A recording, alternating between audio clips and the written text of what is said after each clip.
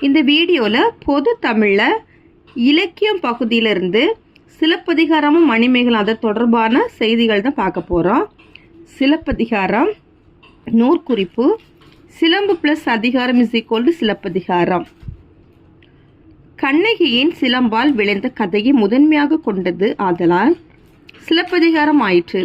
சிலப்பதிகாரம் எனும் செந்தமிழ் காப்பியம் புகார் காண்டம், மதுரை காண்டம், வஞ்சி காண்டம் எனும் 30 காண்டங்களையும் 30 காதைகளையும் உடையது. புகார் காண்டம் 10 காதைகளையும், மதுரை காண்டம் 13 காதைகளையும், வஞ்சி காண்டம் 7 காதைகளையும் கொண்டுள்ளது. இஃது உரையிடப்பட்ட பாட்டுடை செயல் எனவும் வழங்கப்பெறும். முதற் காப்பியம், முத்தமிழ் காப்பியம், குடிமக்கள் காப்பியம், ஒற்றுமை காப்பியம், நாடக காப்பியம் என சிலப்பதிகாரத்தை போற்றி புகழ்வர். நெஞ்சை எழும் சிலப்பதிகாரம் என்றோர் மணியாரம் படைத்த தமிழ்நாடு என பாரதியாரால் போற்றப்பட்டது இக்காப்பியம்.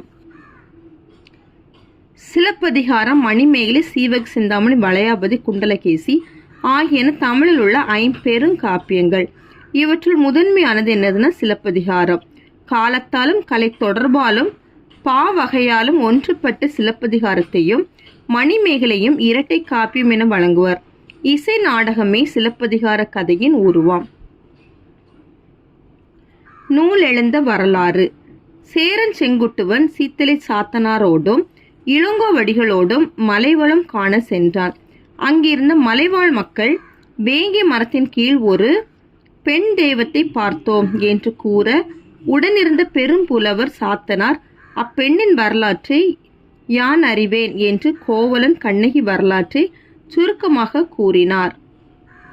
அதனை கேட்ட இளங்கோவடிகள் இக்கதையை சிலப்பதிகாரம்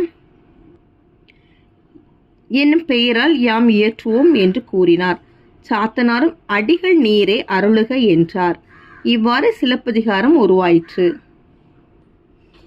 நூற்பயன் அரசியல் பிழைத்தோருக்கு அறம் கூற்றாகும். உரைசால் பத்தினியை உயர்ந்தோர் ஏத்துவர். ஊழ்வினை உறுத்து வந்து ஊட்டும் என 30 உண்மைகளை சிலப்பதிகாரம் உணர்த்துகிறது. ஆசிரியர் குறிப்பு: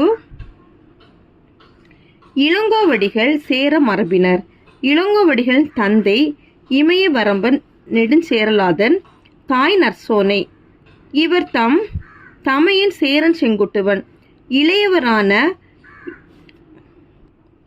இளங்கோவை நாடாழ்வார் என்று கணியன் கூறிய கருத்தை பொய்ப்பிக்கும் பொருட்டு இளங்கோ இளமையிலேயே துறவு பூண்டு குணவாயிற் கோட்டத்தில் தங்கினார். இளங்கோவடிகள் அரசியல் வேறுபாடு கருதாதவர், சமய வேறுபாட்டற்ற துறவி. இவர் காலம் கிபி 2ஆம் நூற்றாண்டு.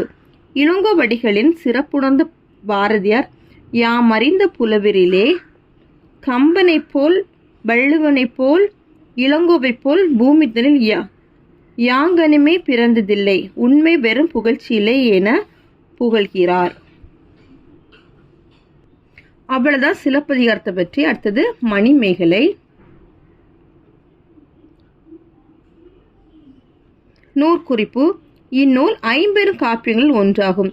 சிலப்பதிகாரம், மணிமேகலை, சீவக சிந்தாமணி, வளையாபதி, குண்டலகேசி எனும் 5 நூல்களும் 50 காப்பியங்கள் ஆகும்.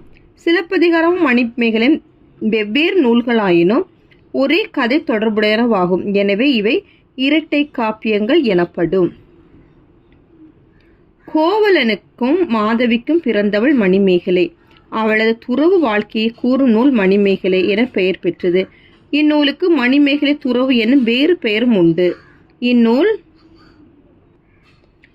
சொற்சுவையையும் பொருள் சுவையையும் இயற்கை வர்ணனைகளும் நிறைந்தது. பௌத்த சமய சார்புடையது. 30 காதைகளை கொண்டது. ஆசிரியர் குறிப்பு: இந்நூலின் ஆசிரியர் கோலவணிகன் சீத்தலை சாத்தனார்.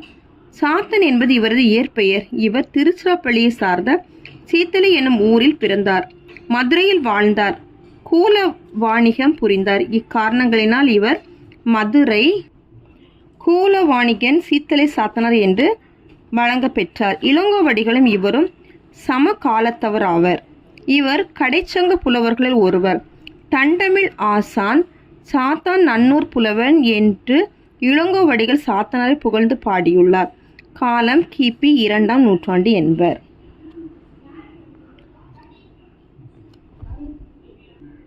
அவ்வளோதான் அந்த வீடியோ. தேங்க்யூ.